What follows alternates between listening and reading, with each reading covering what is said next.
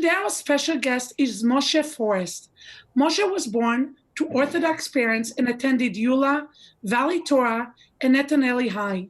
He then went to serve in the U.S. Army for several years, serving in southern Iraq, Basra, Khalili, Buqa, and Baghdad. Upon his discharge, he pursued a career as a successful bounty hunter, performing missions in the gang territories of South Central and East Los Angeles. Today, we'll discuss with him what was it like to be an Orthodox Jew in the military and share his crazy stories about his life as bounty hunter. And I mean crazy stories. It's going to be so much fun. Welcome, Moshe, to our show. We are so happy to have you here. Happy to be here. Hi, Moshe. Welcome to Yentas in the City. Thank you. Thank you. Before we commence with our questions for you, Moshe, we're going to play a game called Who Would You Rather? Who would you rather drink a Manischewski with, Moshe? L'chaim, Eti, l'chaim. Who would you rather throw this hard bleep matzo ball at, Moshe? Moshe? Who would you rather? Should I eat it now, Karen? Don't eat it, Eti. Pesach's in 2 weeks. And our last one is, who would you rather share your Benjamins with? Or as I call it, your Benyamins with? You know who I would like to share my Benjamins with? Woo! Me, myself, and I. Ooh, Eti. You're not sharing? You're not sharing? I would share a matzo ball, but the Benjamins are going to Neiman Marcus. Moshe, these are the people, and you're going to put them in order for us. It would be Hillary Clinton, Dwayne Chapman, otherwise known as Dog the Bounty Hunter, or Mad Dog Mattis, the Army General. Hillary would definitely get the matzo ball. You would get a few matzo balls for me. Yeah, a couple matzo balls, maybe a brick. A whole pot of matzo balls? Yeah, throw the pot too. Right. We will make her a matzo ball. Let me see. So between Mad Dog and Dog. Dwayne, the Dog, the Bounty Hunter. I would definitely do a shot with Mattis. There's many pictures of Mattis actually drinking with his Marines at his house, invites them over, hangs out with them.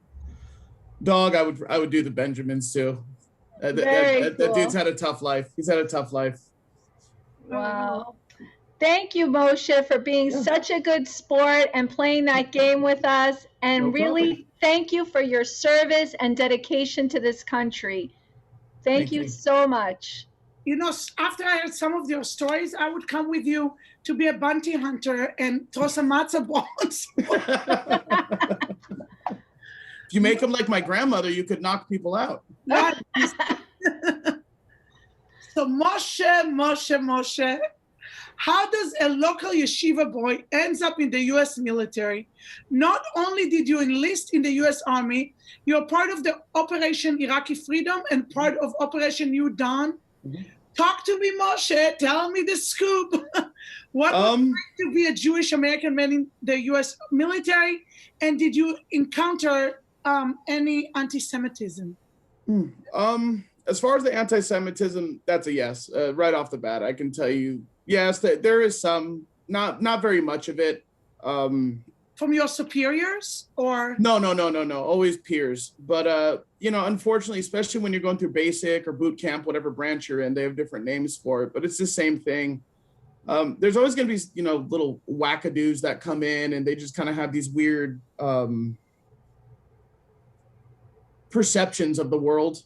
And, I'm sure, I know all of us as Jewish people hear it, Israel's bad, this one's bad, that one's bad. But I mean, the truth is they're not, Did you ever have anybody come up to you and say, where are your horns? You know how some people, they've never met a Jew. Yeah. No, I joke about it, though. I tell them that I filed my horns down to fit my beret on.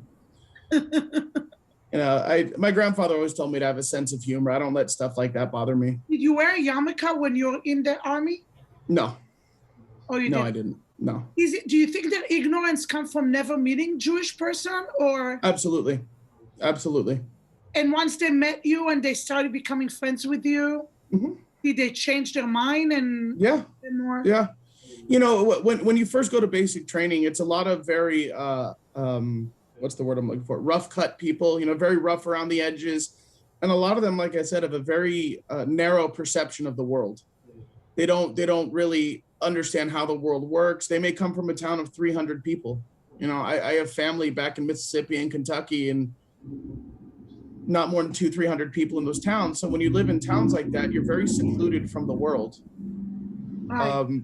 But you know, for a lot of people, you know, not me. I lived in Miami for a little while and then LA. You know, so I've always lived in kind of a cultural melting pot.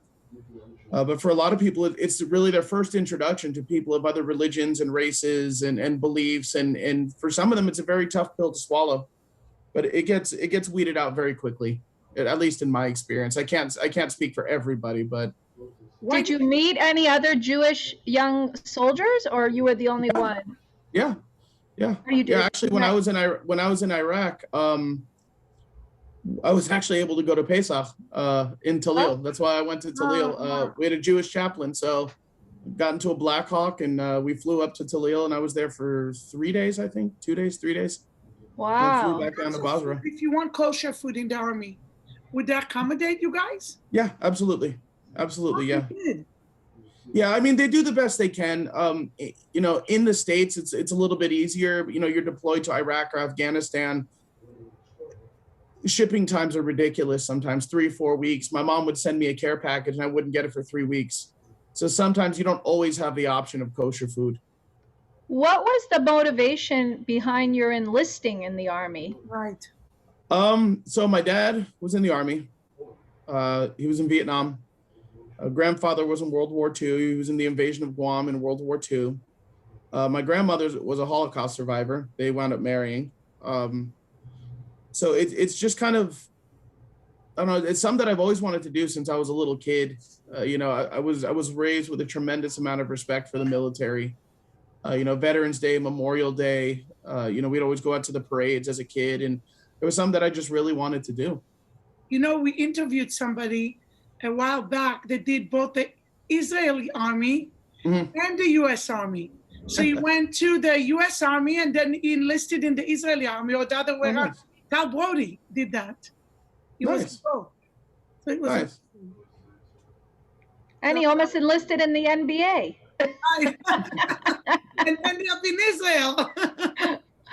Wow. Is that something you considered ever, like joining the Israeli Army?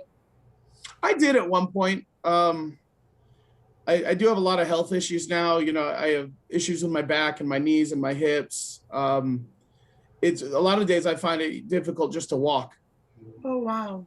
So I was in an air assault unit. So my unit was air assault artillery. So the big guns that can level half a city block. My unit, they specialize in sling loading them, which is attaching them by slings to the bottom of helicopters. And the fire team is on the helicopter. They drop the gun, team comes out, they fire their rounds, and they come back. So part of being in an air assault unit was we very frequently had to do 12-mile ruck marches in under 3 hours with all of our gear on. So it kind of takes a toll on you. Wow. You know, Moshe, I want to ask you our next question, which is that it's not a secret that most veterans struggle with post-traumatic stress and addiction, alcohol being the top addiction. Most veterans have been known to self-medicate with anxiety meds because they can't get an appointment as fast enough as the VA hospital can accommodate them. What has been your personal experience with post-traumatic stress? So I've been diagnosed with PTSD as well as TBI, traumatic brain injury, which does kind of exacerbate it to an extent. I guess you could say it makes it a little bit worse. You know, I deal with severe memory issues. I don't know my daughter's birthdays. I know what months they were born. I don't know the dates. I know one is in the first week and one is in the second or third week. I myself, you know, I'm a recovering addict. You know, I abused drugs for many, many years that were prescribed by the VA. The VA, they had me on, you know, a laundry list of antidepressants and mood stabilizers. They had me on Adderall, which is Some people may not know, but it's meth. It's a methamphetamine, and it's made in a lab by doctors and scientists. So it's, by technicality, the best meth ever made. So, you know, I was strung out for years. But was it before, during the army, or right after you? After. Oh, wow. So basically, you suffered from post-traumatic stress, and then they gave you the medication, and you became addicted to the medication. Yeah, most of the medications that veterans are given are extremely habit forming. You know, if you go to pain management, you say, hey, you know, my back is hurting. They just load you up with painkillers and muscle relaxers, which is not a solution. You know, at the ground level, because I've gone to 2 VAs. I went to this one here in Sepulveda, and then I used to go to Loma Linda when I lived out that way in the Inland Empire. At the ground level, the doctors and nurses are phenomenal. You know, they're really there for the right reasons. The problem is, as you climb that food chain, the veterans kind of become a number. You know, it loses the interpersonal contact. You know, so I know my doctor. You know, I go to therapy once a week. Now we're doing it, you know, telehealth. I'm in, for lack of a better term, I guess you could say it's like an NAAA group through the VA. It's called Healthy Habits. So it's not an abstinence-based group, but it's a support group of, hey, you know, if you think you drink a little bit too much and, you know, you just kind of want to have a beer and watch a football game, we're here to help you do that.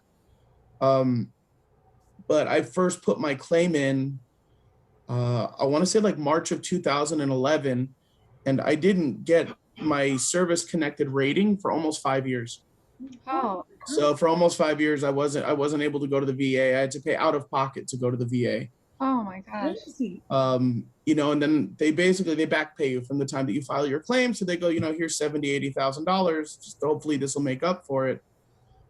But ultimately it doesn't. You know, but why are they short-staffed? Why? It's not so much that they're short-staffed. For Iraq and Afghanistan in particular, when I enlisted in 2007, there were a lot of what are called critical MOSs, so jobs within the military that are needed. As I got closer to getting out, 2010 to 2012 or so, they had more volunteers than they had slots. And unfortunately, you know, with Iraq and Afghanistan, it's very unconventional warfare. So you think back to Vietnam, Korea, World War II, you're fighting uniform to uniform. There were times in Iraq I've drawn down on 6-year-olds because they come around a corner with an AK-47 and turns out to be a toy. Oy. So then you think, well, I almost shot a child because they were carrying a gun that looked real, but it wasn't. So, you know, all that kind of plays a role. And then you come back to civilian life and it's very, very difficult to adapt. Did you have kids while you were in the army, or did you get married after? So I never got married actually, but after the military, I did. You know, I was single for a very, very long time. And I met a girl who's more paranoid because of what happened to you? Yeah. I'm not as much anymore, but I do find myself being very hyper vigilant. Like I remember my first time I ate at Karen's house for Shabbos, I insisted that I sit with my back to a wall so that I could see the entire room. So I knew nobody was going to walk in behind me. And I think that was right after I got out, within the first year of me getting out or so. And it's usually the first 2 to 3 years that are the roughest. Again, I'm only speaking from personal experience. Other people, it's different. Some people, it lasts 20 years. But for me, it was the first 2-3 years that were the roughest. And I found it very, very difficult to acclimate. I could not hold down a job other than jobs that involved, you know, fighting, violence, that kind of thing. That's why I kind of gravitated towards fugitive recovery. And do you feel that the military has adequate programs to help transition soldiers into everyday life, to acclimate them back into life? Yeah, no, our reintegration process is 2 days. So they spend 9, 10, 11 weeks building you up. They send you off to war.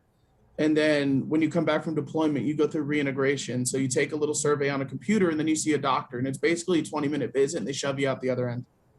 Oh my God. Wow. Oh my God, that's horrible. Do you think that young people listening to this would still want to be motivated to enlist in the service? I don't regret it at all.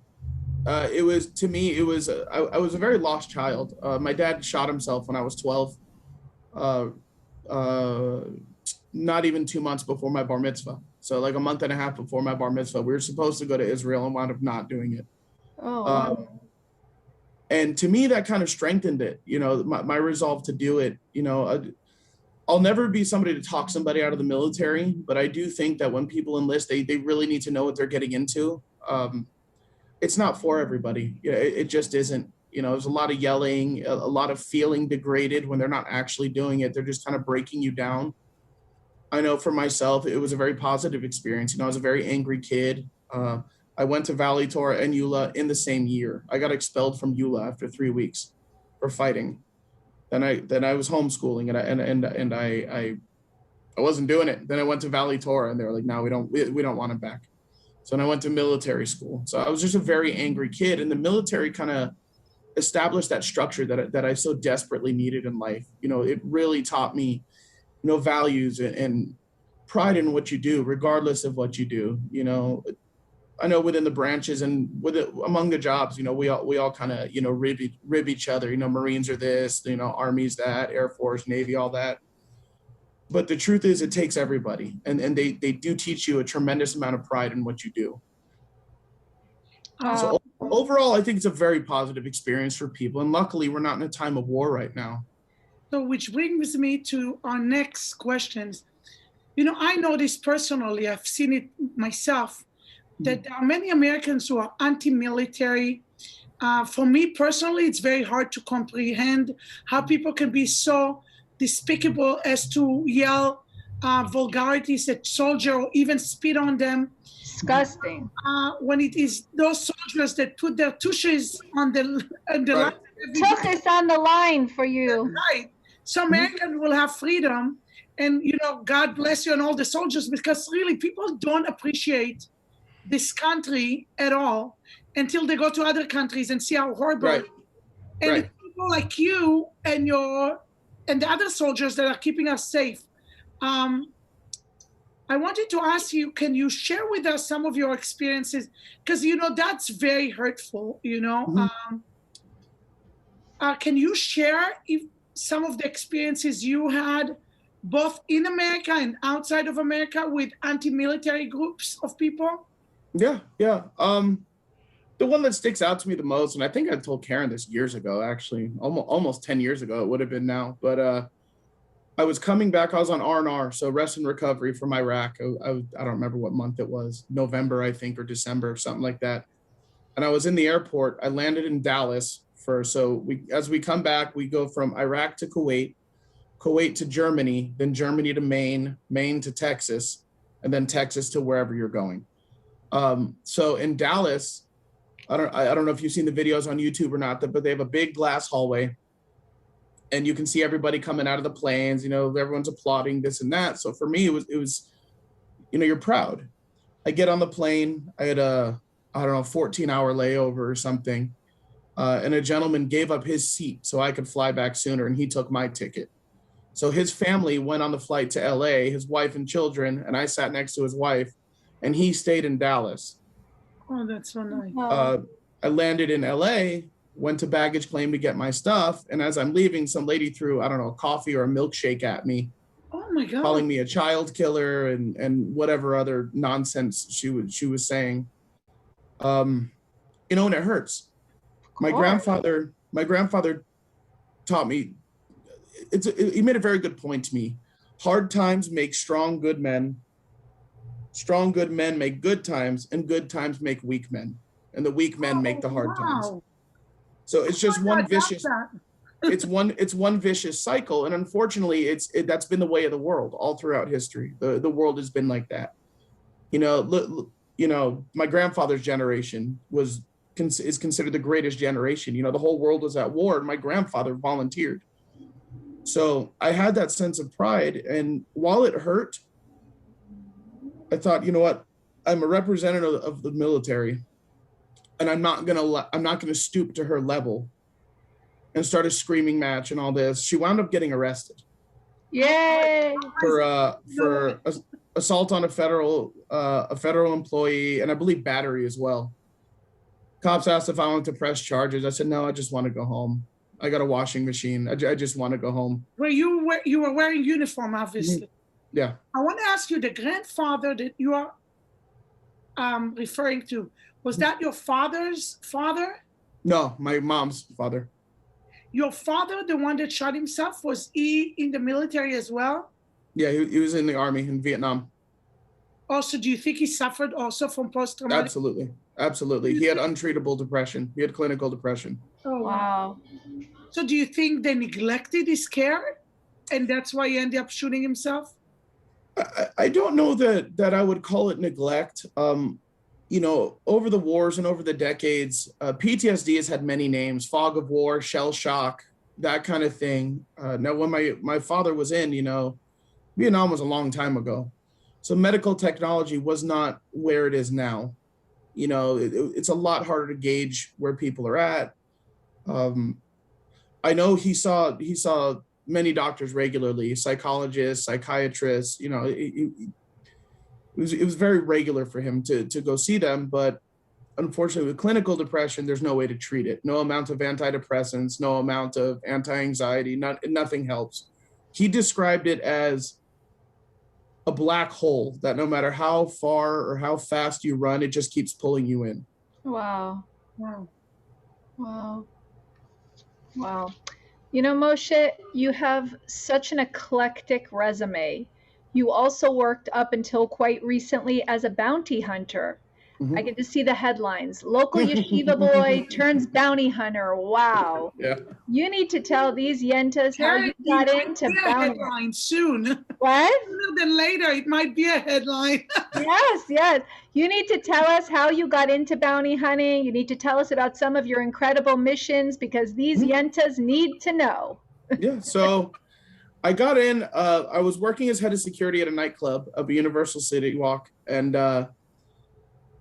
it was only 3 or 4 days a week, but it was only at night. So I was only working, you know, from 8 until midnight or so. So it wasn't very many hours. And I was dating a girl at the time, and she was on this Dog the Bounty Hunter kick. We used to watch it every single night religiously. And it was like a Wednesday, and I said, how funny would it be if I became a bounty hunter? And so kind of as a joke, I started looking on Craigslist, and I found a company hiring third echelon investigations that they're looking for fugitive recovery agents, you know, that ex-military and, you know, certain experiences. And I applied. I said, you know, what the heck? What can it hurt? I got a call 2 days later. So I texted her on a Sunday. I remember exactly where I was. I was in West LA. I met him at his house. I interviewed, and I was sitting in my little beat up Chrysler Sebring, and I texted her and I said, I'm a bounty hunter now. So I remember one day being in the valley and seeing a big pickup truck, like, you know, on hydraulics. Oh, the red all one? These guys with guns. And I'm like, what is going on here? What is going on in the village? What is going on in Valley Village?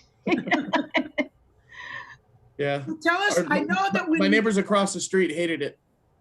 So I know that when we spoke over the phone, you said that you dealt a lot with gang members. Can you explain exactly why bounty hunters will need to hunt down gang members?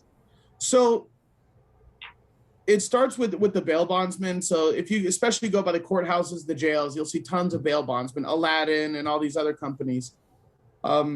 People don't normally have money to get, you know, to post bail, especially if it's $100,000, $1 million bail, even a $5,000 bail. You know, some people don't have $5,000 just sitting around. So you come up with 10% and you put up collateral for the rest. So let's say it's my brother puts up 10% plus his car as collateral. So the bondsman goes to the jail, bails you out. So it's through an insurance company. So it's through a surety bond. That money goes to the court. Now, the bondsman's profit is that 10%. That's all he makes on it. Because when you go to court, the bondsman gets all that money back. So the insurance company gets the money back. At that point, the bondsman owes you. You don't have any rights. You don't have your rights to freedom. If they believe that you're a flight risk, anything like that, they may not bail you out of jail. Very frequently, gang members a lot of them are recidivists. You know, they're in and out of the system constantly. So somebody may post bail, and then the bondsman will set forth certain conditions. Hey, you got to call me every day, 6 a.m., noon, and then 2 p.m. And you got to come in. I'll call you, at a random time. You need to come in and do a drug test. You need to pee in a cup. And you need to come in here twice a week, 3 times a week, 4 times. It's whatever they say. And if you don't agree to it, they don't have to bail you out of jail. It's so the bondsman owns you. If for any reason you don't adhere to the conditions, or they feel like you may skip bail, they call us. Now, a lot of fugitive recovery agents work alone because they want to pull all that money in on to themselves. We get that 10%. So we charge 10% of the bond. So what would have been the bondsman's profit comes to us. Then the bondsman goes after the collateral. So whether it's a car, a house, a rifle, whatever it may be. A lot of solo bounty hunters or fugitive recovery agents, whatever pronoun they want to use now, they don't want high risk bonds. High risk meaning the potential for violence, the potential for a confrontation. Especially in California, it's very hard to get permits to carry a weapon. At the time, open carry was legal in California. It was 10 years ago now. It's no longer legal without a permit. So we went through BSIS, the Bureau of Security and Investigative Services. I got my CCW. So all my permits. I did my powers of arrest class. I did all this other stuff. And typically, the reason we kind of gravitated towards the gang members or the highly violent ones was they had bigger bonds. So instead of a $5,000 fee, we charge $50,000. If a guy's out on $500,000 bail, we charge him $50,000. And then upon arrest, we have the bondsman meet us at the jail and say, all right, we're here at the Twin Towers in downtown, meet us outside. You give us the check and a cashier's check, and then we'll go turn them in. If you don't, we're just going to let them go. Can you take us through one of your missions, like a little play-by-play of it's 11 p.m. and here we go. Yeah, so you don't know, by the way, before we start, do you know it's a gang member? Do you know why they got arrested? Like, do they tell you why? Yeah. Oh, okay. Yes, yeah. So we know all the charges. We know their history. But before we go, we do a lot of research too. We use people called skip tracers. So at the time it was legal, but we could ping cell phones. We could ping family member cell phones, kind of find their whereabouts. We're not just going to go, knocking on doors, because when they know we're coming, they leave. So it's a lot of computer work. It's not, so that's what you don't see, like on Dog, is you don't see the hundreds of hours it takes to track the person down and figure out where they're at. And if they're in this gang, then they have friends, in Moreno Valley and Temecula and Riverside. So it's a lot of tracking. The door kicking itself is I would like to think the easiest part of it, because it's something, for someone like me who trained so extensively, or, my buddy Sal or my buddy DeAndre who worked with me, it's kind of second nature, so when you kick a door and you automatically know where you're going. So we had your adrenaline is like running, and it's like, you don't know where they're coming from, where they're hiding, So we had kind of a SWAT thing. So we had a skip in Montebello for a gang member. I think it was Montebello, somewhere out there, Montebello or in that area. El Monte. Yeah, so it's somewhere out there. I don't remember exactly where it was. But we had a black Suburban, and we had the running rails on the outside. So we figured out, we got our most accurate ping, which is accurate up to about, 50 yards. And we knew where the house was. And the phone was pinging at the house. And it was supposedly the gentleman's dad's house. So we're all standing on the outsides of the Suburban on the running boards. We get on at the end of the block and go tearing down the block, so that as soon as we stop, we can just jump off. We don't have to wait to shut the truck off and all this stuff. So I carried what we called the master key. So we made it. It's a battering ram. So we got a fence post driver from Home Depot, which is a hollow steel tube with a big flat end on the top and handles here, so you can hammer fence posts in. We put 40 pounds of lead into it and then filled it with concrete. So it weighed about, 90 pounds or so. So that's what I used to kick doors in or break doors in. Big, heavy doors. Surprise! If the door, right? So if the door, if the door, like in Montebello, East LA, a lot of those houses are older. Right. If they have doors like yours or mine, those big solid core doors, then you need the master key. But I always had it on my back. And if I didn't need it, I would hit the clip and it would just fall off my back. So this one, I did need it. I hit the guy's door. We don't knock. We go around the house. We look through the windows, kind of figure out where everybody's at. And this is in broad daylight. So the dude was kind of he was a tweaker. So tweakers are usually asleep during the day. They're up all night stealing stuff and rummaging through garbage cans, and they sleep during the day. So we figured that's the best time to get him. So I had my pry bar. I pried open the steel screen door. The rest of my guys stacked up on the wall next to me. And, I cocked back and just swung it with everything I had. And when I hit the door, the center part of the door, if you can imagine it, exploded inward. The top half of the door disintegrated and the bottom half split in half. So the whole door, I blew the door frame apart. There was no way to fix that door. We go in, we storm the house, we're stepping all over couches and stuff. He's not there, but we hear movement in the backyard. As we go out into the backyard, I go running back into the backyard with, I think it was DeAndre that I went with. And I saw the door to the garage shut. So my buddy DeAndre he's about my height. He's probably as wide as a vending machine, and he played semi-pro football. Wow. So he ran straight at the door and threw his shoulder into it and just destroyed the whole door. And I went in. We found the guy hiding behind the water heater. Now, there was a fight to get him into cuffs. He did have a gun on him. So we drew down on him, but luckily we were able to hit him with bear spray. We always prefer less than lethal. We don't go out to shoot people and hurt people. All we want is for them to go back to jail so that we can get our money. We're there for a paycheck. He was mad. I want to ask you, you said to San Francisco, I should go be a bounty hunter and get all my anger out on doors. You know what, Eti? And it's legal too. You know what, Eti? If they saw the Yentas, they'd be running real fast. They'd be like, yeah. They'll pay us just so they'll get rid of us talking to them. Yes, exactly. Right. No, but I noticed you have tattoos.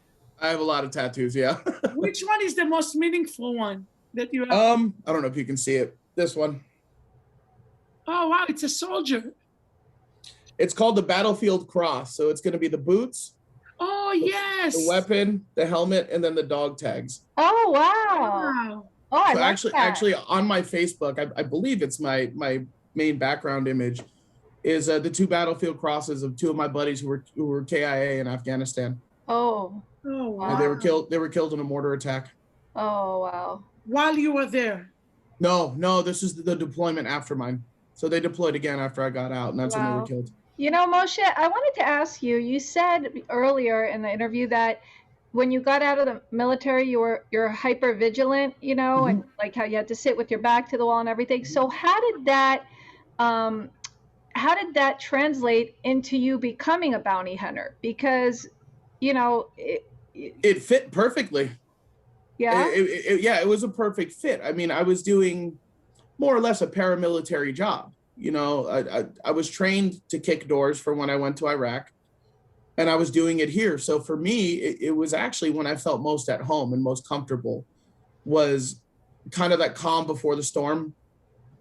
Just I guess you could say it was the anxiety and the anticipation is what I thrived on.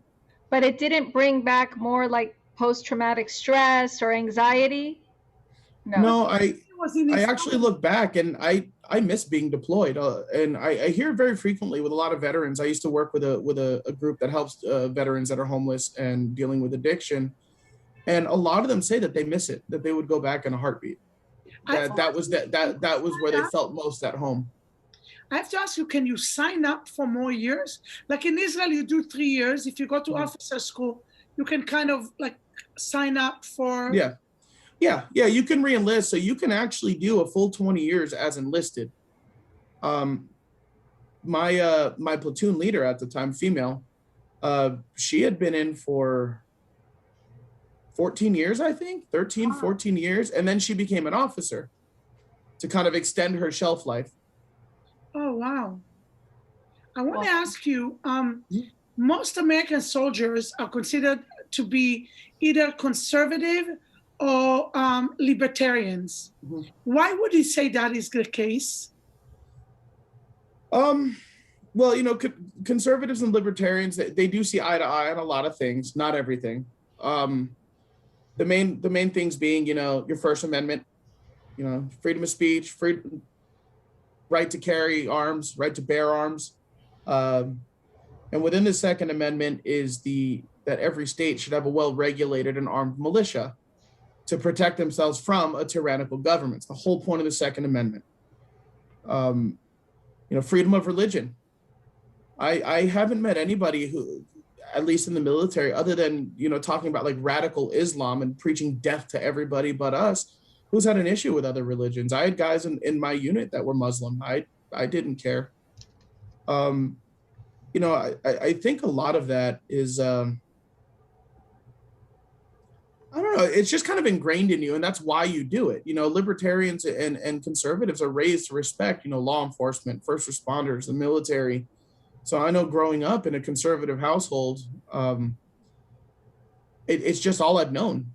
It's one of those things that kind of go hand in hand. I want to ask you, your parents, you were referring to your parents. So your mom, you have a stepdad who raised you? So when my dad killed himself when I was 12, and then my buddy's dad kind of actually became my dad. His name is Leor. I still call him Pops to this day. And then he's got, all his brothers from the Army, I got Uncle John, and, my dad did his best. I was not the easiest kid to deal with. It was, being an emotional 15-year-old listening to my angry punk rock music and heavy metal. It's like, no, you're not my dad. Leave me alone. I'm going to do my own thing. He's done his best. I do call him dad out of respect because he took on that role. As a stepfather, and I say this to a lot of people, you don't necessarily have to love them like your own father or your own mother, but they're there. He makes my mom happy, which makes me happy. And he's not my husband. He's my mom's husband. As long as my mom is happy, I'm good. It's good attitude. Siblings, Moshe? Mm-hmm. From your mom and dad, your biological mom and dad, or were you an only child with your mom and dad? So here's where it gets interesting. I'm adopted. Oh, wow. So my biological mom, I'm very close with. My biological sister, they're the ones that live in Mississippi. My mom here, who Karen knows later. You made me have goosebumps. Oh my God. I want to sit with you 10 more hours. Oh my God, there is so much. It's like, those gifts that you keep on opening. Yep. And there, those Russian dolls. Yeah. The nest dolls, yeah. Auntie, we'll do Shabbat with him. But I can sit with you for hours. Yeah. I just grew up with a very interesting dynamic. My dad worked before he died, he worked in telecommunications, so we moved a lot. I was in a different school every year, just about. I think the longest I was ever in any school was 2 years. So I don't know, I guess I just kind of got used to, moving around and always making new friends. I never really got attached to anybody. And I think that kind of, pushed me or made it more easier for me to come out here and just kind of do my own thing. And I'm going to go join the Army now, and I'm going to go do this job, and I'm going to go do that job. And, I've had a very, very unusual life, to say the least.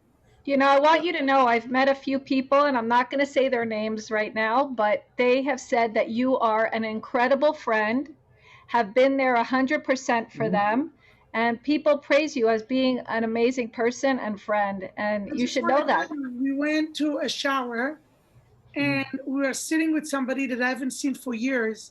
And we told them, I'm not going to say he or she, that we're going to interview you. Mm-hmm. And today, one of our producers also, we said, and every time we spoke about you, everybody goes, Moshe, he's a mensch. He's a mensch.